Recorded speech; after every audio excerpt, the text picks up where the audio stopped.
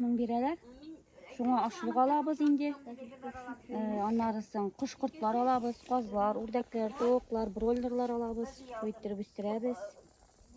Köskünü satabız. Ceykini yumurkalar satabız. Koz aldım. Nişanı? 21. Ayı. 30 broiler aldım. Ayı. 25 urdak aldım.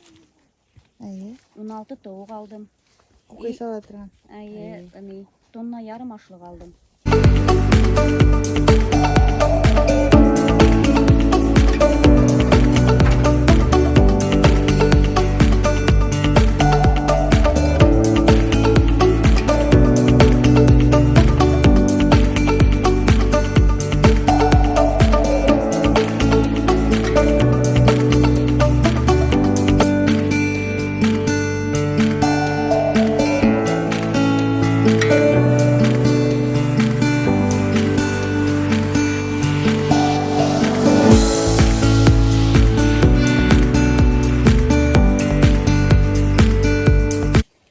Soğuğurak buldu oturtkaçtın. Alınıp bitelmedi.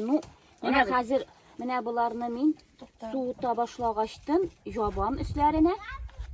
İyi yetişkençiге katli mene şunda turalar alar. Mene küp bulganlar indi ujana belekileri. Olar mene jeti sentyabr azaklarına yetişeler indi. Bugün şunday ulu soğutlarga muk salamda, su salamda.